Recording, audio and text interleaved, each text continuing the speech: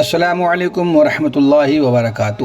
میرے عزیز دوستو، امید ہے آپ بخیر ہوں گے۔ اللہ تعالیٰ آپ سب کو شاد و آباد رکھے۔ آپ نے ابھی تک اگر ہمارے چینل کو سبسکرائب نہیں کیا تو کر لیں اور بیل آئیکن پر پریس کر دیں تاکہ ہماری ہر ویڈیو سرکار کی سیرت کے حوالے سے آپ تک پہنچ سکے۔ کل کی گفتگو میں آپ حضرات نے سماعت کیا تھا کہ آقا کریم صلی اللہ تعالیٰ علیہ وسلم نے اعلان نبوت فرمایا، اور جب سرکار نے اپنی نبوت و رسالت کا اعلان فرمایا تو کفار مکہ جو آپ کی تعریف کرتے ہوئے تھکتے نہیں تھے، وہ لوگ آپ کے دشمن بن گئے اور آپ کو معاذ اللہ برا بھلا کہنا شروع کر دیا۔ جب سرکار دو عالم صلی اللہ علیہ وسلم نے اعلان نبوت فرمایا تو سب سے پہلے جو خوش نصیب حضرات ایمان لانے والے لوگ ہیں ان کی فہرست اس طریقے سے ہے کہ عورتوں میں سب سے پہلے حضرت بی بی خدیجہ رضی اللہ تعالیٰ عنہ، آزاد مردوں میں سب سے پہلے حضرت ابو بکر صدیق، لڑکوں میں سب سے پہلے حضرت مولا علی، غلاموں میں سب سے پہلے زید بن حارثہ، اور پھر حضرت ابو بکر صدیق رضی اللہ تعالیٰ عنہ کی دعوت و تبلیغ سے حضرت عثمان ابن عفان، حضرت زبیر ابن عوام، حضرت عبد الرحمن بن عوف، حضرت سعد بن ابی وقاص، حضرت طلحہ بن عبید اللہ رضی اللہ تعالیٰ عنہم جلد دامن اسلام میں آ گئے۔ چند دنوں کے بعد اور دیگر حضرات جیسے حضرت ابو عبیدہ بن جراح، حضرت ابو سلمہ،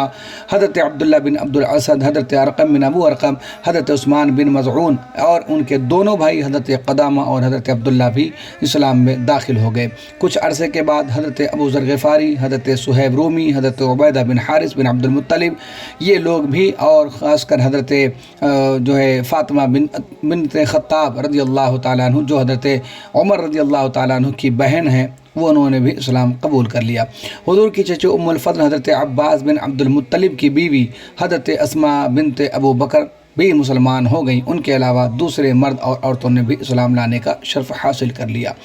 مگر آقا کریم صلی اللہ تعالیٰ علیہ وسلم کے اعلان نبوت کے بعد سے جب یہ مسلمانوں کی جماعت بڑھنے لگی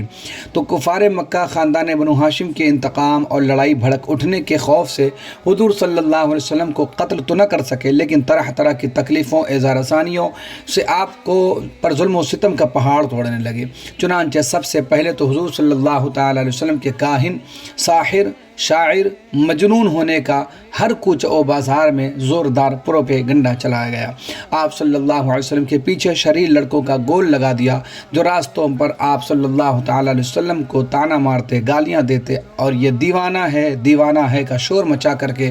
آپ کے اوپر پتھر پھینکتے۔ کبھی کفار مکہ آپ کو راستوں میں کانٹے بچھاتے، کبھی آپ کے جسم مبارک پر نجاست ڈال دیتے، کبھی آپ کو دھکا دیتے، کبھی آپ کی مقدس اور نازک گردن پر چادر کا پھندا ڈال کر گلا گھونٹنے کی کوشش کرتے۔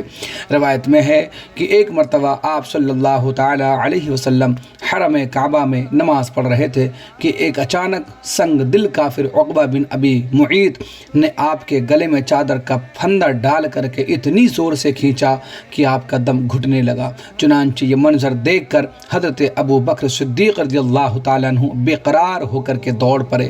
اور عقبہ بن ابی معیط کو دھکا دے کر کے رفع دفع کیا اور کہا کہ اے لوگو، کیا تم ایسے شخص کو قتل کرنا چاہتے ہو جو یہ کہتا ہے کہ میرا رب اللہ ہے؟ اسی دھکا دھکی میں حضرت ابو بکر صدیق نے کفار مکہ کو مارا بھی اور ان کی مار بھی کھائی۔ آپ کا بھی سر پھٹ گیا، خون بہا، آپ بے ہوش ہو کر کے زمین پر گر گئے۔ تھوڑی دیر کے بعد ان کے قبیلے والے آئے اور انہوں نے آپ کو ان کے گھر پہنچایا۔ عرض کرنے کا مطلب یہ ہے کہ آقا کریم صلی اللہ تعالیٰ علیہ وسلم پر کفار مکہ نے بہت ظلم و ستم ڈھائے اور بہت آپ پر کو تکلیفیں پہنچائی ہیں۔ انشاءاللہ اس کا تذکرہ ہم اور آگے کریں گے۔